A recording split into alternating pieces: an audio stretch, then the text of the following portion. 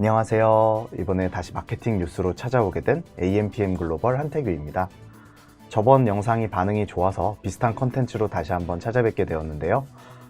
저번에 뉴스들을 통해 마케팅에 잘 활용을 하셨을지 모르겠네요. 저번 주 뉴스들을 제가 다시 한번 정리해서 가져와 보았는데 이번 뉴스들도 도움이 될 만한 뉴스들이 많으니 이런 내용들을 한번 참고해 보셔서 마케팅에 도움이 되셨으면 합니다. 네, 그러면 저번 주에 있었던 뉴스들을 한번 정리해 보도록 할까요? 첫 번째, CJ 쿠팡 납품가 신경전 유통업계 반으로 갈랐다. 두 번째, AI 검색 시장에 다음도 참전. 세 번째, 틱톡 광고 스크립트 써주는 생성 AI 도입. 네 번째, 엔데믹의 무신사도 적자. 네, 바로 첫 번째 뉴스입니다. CJ 쿠팡 납품가 신경전 유통업계 반으로 갈랐다. CJ제일제당과 쿠팡의 납품가 신경전이 장기화되면서 유통업계가 반쿠팡연합과 쿠팡연합으로 갈리는 모양새입니다. 최근에는 양사 간의 갈등이 최고조에 달하면서 각자 손잡은 협력업체들과 협업을 강화하고 있는 추세이고요. 다만 이번 갈등이 양측 모두에게 출혈 경쟁과 손해를 강요하고 있는 부분이 있기 때문에 장기적으로는 합의안을 도출할 것으로 좀 전망이 되고 있습니다. 이번 파트너십 체결은 쿠팡 견제라는 이해관계가 맞아떨어졌기 때문에 발생이 되었고요. CJ제일제당 같은 경우에는 11월부터 쿠팡과 일부 간편식 제품의 납품 단가를 두고 첨예하게 대립하기 시작했습니다. 이 과정에서 쿠팡에서 철수가 있었고요. 실제로 지금 쿠팡에서 CJ제일제당 상품이 몇 가지는 아예 조회가 안 되는 부분들이 있을 거예요. 이런 부분들로 발생한 사유로 보여지고요. 이로 인해 현재 CJ제일제당 제품은 쿠팡 오픈마켓에서만 판매되며 로켓 배송이 지원되지 않고 있습니다. 업계는 양사의 신경전이 장기화됨에 따라 양측 모두 손해를 보고 있다고 분석하고 있고, CJ제일제당의 브랜드 파워와 쿠팡의 이커머스 시장의 장악력이 각각 업계 1위에 해당되기 때문에 이 부분에 있어서 향후 합의안이 어떻게 도출될지 주목해야 될 것 같습니다. 유통업계 관계자는 CJ제일제당과 쿠팡의 신경전이 생각보다 길어지고 있지만 국내를 대표하는 납품 유통업체이기 때문에 서로가 반드시 필요할 것이며 장기적으로 원만한 협의가 있을 것으로 본다 라고 말했습니다. 단 장기적으로 원만한 합의가 이루어질 것은 맞지만 이게 단기적으로 보았을 때 현재 추세는 유지가 될 것으로 보여지고요. 따라서 쿠팡이 그동안 기조를 유지하던 로켓 배송이나 오픈마켓에서 여러 가지 취하고 있던 수수료 정책이나 아니면 이커머스 시장의 지각 변동이 일어날 수도 있다 라는 부분들이 좀 점쳐지고 있어요. 왜냐면 이 합의안 자체가 도출이 되게 되면 이 부분들이 분명히 다른 업체들로도 퍼져나갈 가능성들이 있기 때문에 향후 어떻게 합의안이 도출되는지 부분도 체크를 하시면 좋을 것 같습니다. 네, 두 번째 뉴스입니다. 구글, 네이버, 마이크로소프트 AI 검색 시장 삼국지에 다음도 참전. 데일리한 기사입니다. 검색 엔진 시장에서 다음의 경쟁력이 점차 밀려나고 있었습니다. 카카오가 서비스 개편에 속도를 내고 있지만 구글, 마이크로소프트 등 글로벌 빅테크들과 국내 1위 포털 네이버가 각자 검색 엔진에 생성형 AI를 접목해서 검색 서비스를 강화하고 있는 가운데 카카오는 관련 전략을 밝히지 않고 있었으면서 개편이 유의미한 효과를 내기 어렵다는 지적이 나오고 있습니다. 13일 정보기술 업계에 따르면 카카오는 이달 초 다음 뉴스와 댓글 서비스에 타임톡 베타 버전을 시작한다고 합니다. 타임톡은 이용자 간 실시간 소통이 가능한 채팅형 댓글 서비스로서 기존의 추천, 찬반, 순, 정렬과 같이 일부 댓글 상위에 보여주는 형태에서 벗어나 이용자들이 실시간으로 다양한 의견을 교류할 수 있었다라고 이제 밝히고 있는데요. 카카오가 뉴스부터 메일, 카페에서까지 서비스 전면의 개편에 나서고 있는데 이러한 이유는 점유율 하락세가 심상치 않기 때문입니다. NHN 데이터에 따르면 다음 국내 검색 엔진 시장 점유율은 2019년에만 해도 10%에 달성했으나 지난해 말 기준으로는 5%까지 떨어진 추세가 있습니다. 같은 기간 구글은 9에서 31%로 증가했고 뉴스, 카페, 서비스 등 커뮤니티 기능을 강화함으로써 메일 서비스 편의성도 높이며 트래픽을 다시 높이겠다는 다음의 구상을 밝혔습니다. 아무래도 챗 GPT 이후에 오픈형 AI 소스가 많이 퍼지고 이를 통한 검색 엔진 접목 기술이 늘어나고 있는 게 현재 추세입니다.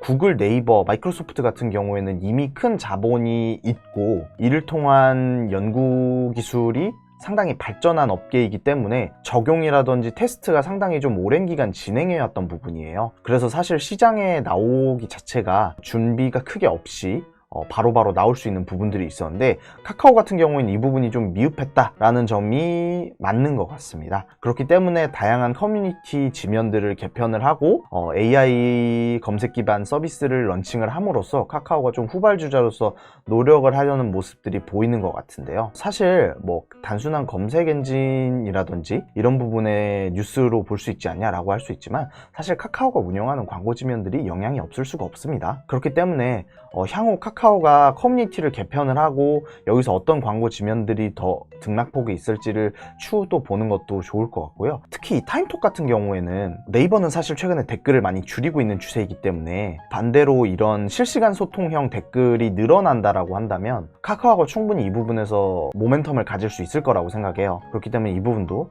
면밀하게 살펴보면 좋을 것 같습니다. 세 번째 뉴스입니다. 틱톡 광고 스크립트 써주는 생성 AI 도입. 틱톡이 몇 초 안에 광고 스크립트를 써주는 생성 인공지능을 도입했습니다. 13일 현지 시간 기준으로 미국 GD넷은 틱톡이 자사 크리에이티브 센터에 AI 기반 광고 스크립트 생성 기능을 출시했다고 보도했습니다. 이 기능을 사용하기 위해 사용자는 제품의 산업 분야, 이름, 항목, 설명, 관련 키워드를 같이 입력해야 합니다. 스크립트 생성을 누르기 전에 원하는 동영상 길이를 선택할 수도 있는데 15초나 30초, 31초나 60초 클릭 중 선택이 가능하다고 합니다. 생성 AI는 제공된 정보로 샘플 스크립트를 만들어줄 수 있고요.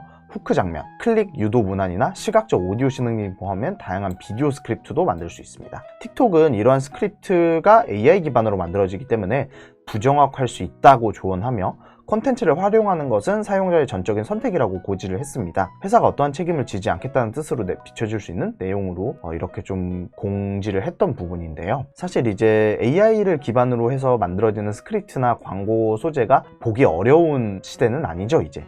오히려 늘어나면 늘어나고 있는 추세이고요. 따라서 틱톡도 본인 자산의 플랫폼의 광고 지면을 운영하고 있는 입장에서 이런 부분을 간과할 수 없다라고 생각을 했나 봐요. 그렇기 때문에 이런 부분이 도입된 것 같고, 특히 이제 영상 시간을 보면은 15초나 30초, 31초나 60초 같은 경우를 내보이고 있는데 당연히 틱톡에서 유행하는 숏폼 플랫폼의 영상의 길이로 딱 틀을 만들어 놓았죠. 사실 이 AI를 제가 직접적으로 써보지 않았기 때문에 어느 정도의 정확도나 어느 정도의 퀄리티가 나오는지는 알 수는 없지만, 만약에 영상 광고를 집행하는 입장에서 다양한 트렌드라든지 아니면 키워드를 찾을 때 참고는 할 수 있을 것 같고, 이 부분도 향후 도입이 되면서 틱톡 광고가 어떻게 좀 변해가는지도 지켜보면 좋을 것 같습니다. 네 번째 뉴스입니다. 옷은 직접 입어보고 사야.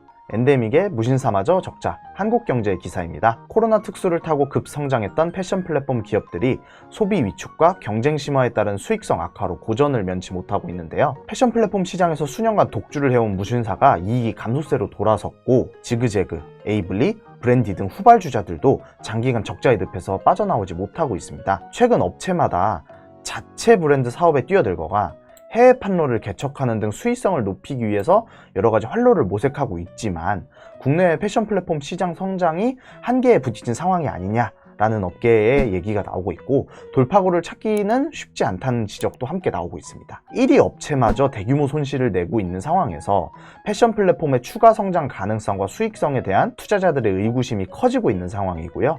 업계 관계자는 무신사가 유명 연예인이 내세운 광고와 할인 쿠폰, 무료 배송을 바탕으로 압도적으로 성장을 해온 것은 맞지만 아직 이커머스 부분에서 지속 가능한 수익 모델을 확보했다라고 보기는 어렵다라고 말했습니다. 더구나 무신사는 지난달 비용 지출이 큰 이길 배송 서비스를 도입한 탓에 수익성이 더 나빠질 수 있다는 게 업계의 시각입니다. 아무래도 이제 패션 브랜드, 특히 이제 코로나 시대 때를 배경으로 급격하게 성장한 여러 브랜드들이 전체적으로 어려움을 겪고 있다가 맞는 것 같고요. 아무래도 전체적인 경제가 좀 어려워지면서 소비 심리가 둔화되는 것도 한몫한다고 봐요, 저는.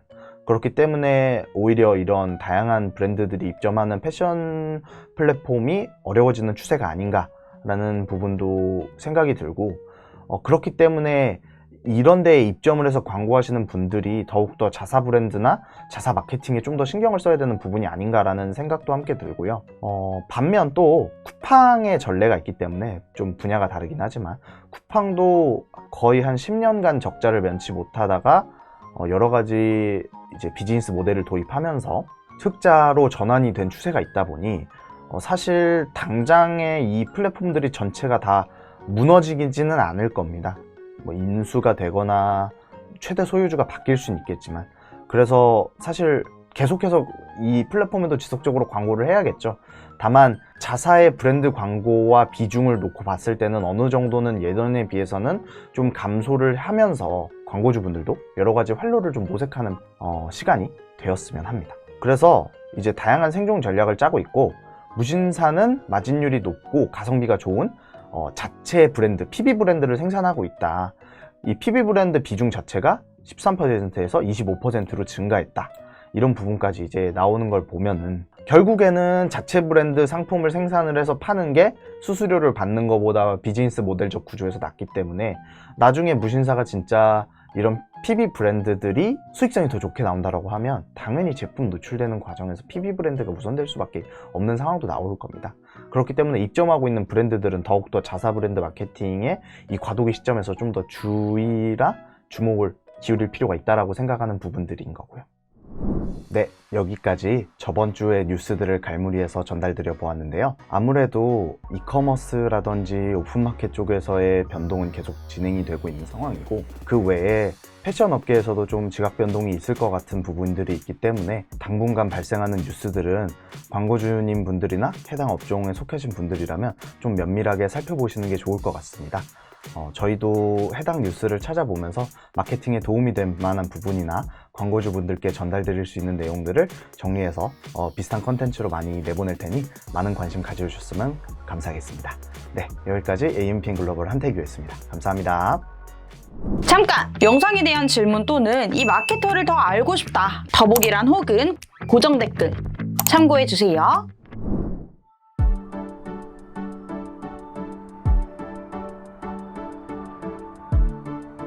구독과 좋아요는 컨텐츠 제작에 힘이 됩니다.